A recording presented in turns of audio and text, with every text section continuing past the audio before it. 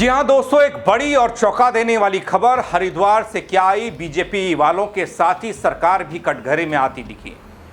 दोस्तों, क्या हरिद्वार में 5 करोड़ का काम 61 करोड़ में मंजूर कर दिया गया? कुंभ 2027 की तैयारियों के नाम पर सरकारी खजाने पर बड़ा खेल हो गया। मैं आपको बताऊंगा कैसे बीजेपी के ही एक वरिष्ठ नेता ने अपनी ही सरकार पर लगा दिए भ्रष्टाचार के बड़े आरोप। आखिर क्यों लगाए?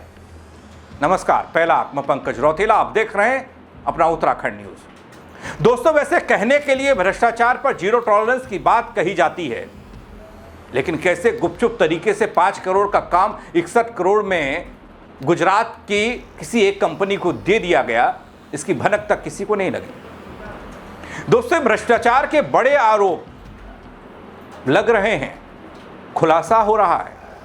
कोई मीडिया, कोई पत्रकार या विपक्ष नहीं, बल्कि बीजेपी के ही वरिष्ठ नेता कर रहे हैं, पोल खोल रहे हैं। तो आखिर सरकार किसे जवाब देगी?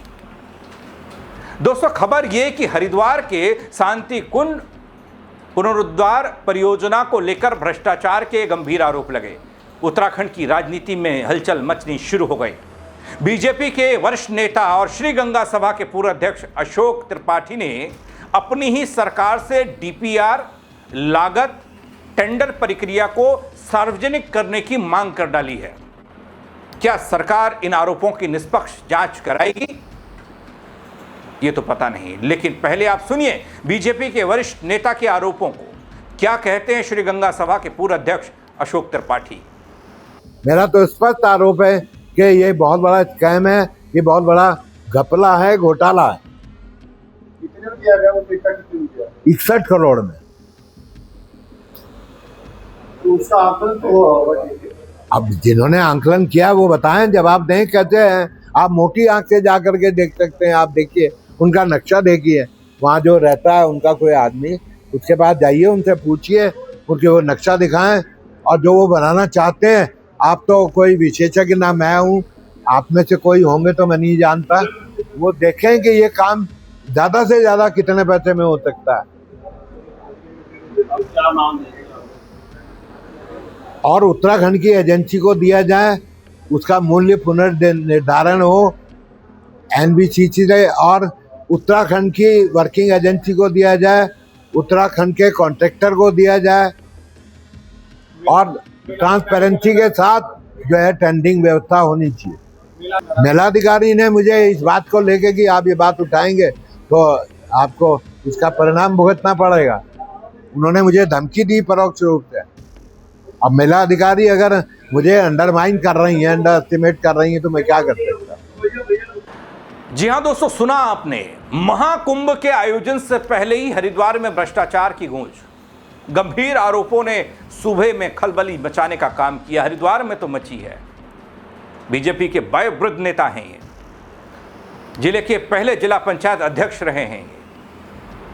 अशोक त्रिपाठी नाम है। सरकार के जीरो टॉलरेंस के दावों पर सवालिया निशान खड़े कर रहे हैं, बड़े घोटाले का अंदेशा जाहिर कर रहे हैं। दोस्तों, हरिद्वार प्रेस क्लब में प्रेस वार्ता हुई, पत्रकारों से बातचीत हुई। अशोक त्रिपाठी ने यह दावा किया कि कनखल में स्थित पौराणिक सती कुंड के जीर्णोद्धार के लिए करीब 5 करोड़ रुपये के प्रोजेक्ट को तैयार किया गया था, लेकिन उसे नियमों को ताक पर रखकर 61 करोड़ रुपए की लागत पर गुजरात की एक कंपनी को हैंडओवर कर दिया गया, सौंप दिया गया। अब दोस्तों, त्रिपाठी ने इस पूरी प्रक्रिया की निष्पक्ष जांच की मांग की है। और इसके अलावा दोस्तों, मेला प्राधिकरण के पूर्व उपाध्यक्ष रहे अशोक त्रिपाठी, ये शख्स जो आरोप लगा रहे हैं, ये मौजूदा मेला अधिकारी सोनिका पर गंभीर आरोप लगा रहे हैं। वो कहते हैं कि मेला अधिकारी द्वारा उन्हें गुमराह किया जा रहा है और अर्ध कुंभ को कुंभ बताकर पेश किया जा रहा है। साथ ही दोस्तों, बीजेपी नेता अशोक त्रिपाठी ने यह आरोप लगाया कि उन्हें अधिकारियों द्वारा धमकी दी जा रही है, और दो टूक शब्दों में यह कहते दिखाई दिए कि मैं राम मंदिर आंदोलन समेत बीजेपी और जनसंघ के लिए 20 बार जेल जा चुका, मुझे डराने या गुमराह करने की कोशिश न की जाए। इसके अलावा दोस्तों, बीजेपी के ही नेता ये कहते हैं कि पिछले 10 दिनों से मुख्यमंत्री से मिलने की कोशिश में हैं, लेकिन उन्हें समय नहीं दिया जा रहा। अपनी ही पार्टी की सरकार में उपेक्षा और फाइलों में गड़बड़ी को लेकर वो कहते हैं कि मजबूरी में उन्हें दरवाजा मीडिया का खटखटाना पड़ा, ये प्रेस कॉन्फ्रेंस करनी पड़ी। साथ ही दोस्तों, त्रिपाठी ने प्रदेश के मुख्यमंत्री से एक अपील की है कि वो इस पूरे प्रकरण पर स्थिति साफ करें।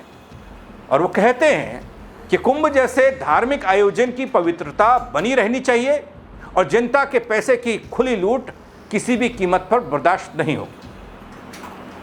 दोस्तों, इस घटनाक्रम के बाद हरिद्वार के राजनीतिक गलियारे में इस बात की चर्चा तेज हो गई है कि क्या बीजेपी के भीतर ही सरकार की कार्यशैली को लेकर असंतोष बढ़ रहा है, वो भी तब जब सर पर कुंभ है और सर पर विधानसभा का अगला चुनाव है।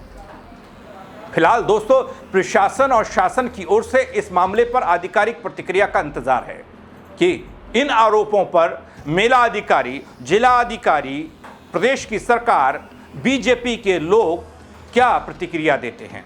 क्या वाकई में कुछ करोड़ के काम को 50 से ज़्यादा, 60 से ज़्यादा, 61 करोड़ की कीमत पर किसी गुजराती कंपनी के हाथ में सौंप दिया गया।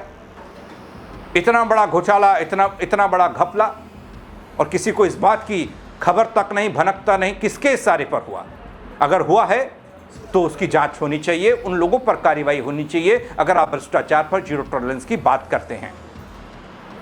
आने वाला वक्त बताएगा दोस्तों ये खबर और ये आरोप किधर और किस तरफ मुड़ते हैं, क्या प्रतिक्रिया आती है और क्या कार्रवाई होती है। लेकिन कुंभ से पहले और चुनाव से ठीक पहले बीजेपी के ही नेता के, बीजेपी की ही सरकार पर ये बड़े आरोप क्या कहते हैं। आप क्या कहेंगे खबर को लेकर? कमेंट के जरिए अपनी राय जरूर दीजिएगा दोस्तों, शेयर करिएगा और लोग भी देख पाएं, समझ पाएं। फेसबुक पर देख रहे हैं, फॉलो नहीं किया है वो जरूर कर देना। यूट्यूब पर देख रहे हैं, सब्सक्राइब नहीं किया है वो जरूर कर देना। मेरे साथ जुड़ने के लिए आप सबका बहुत शुक्रिया। जय उत्तराखंड।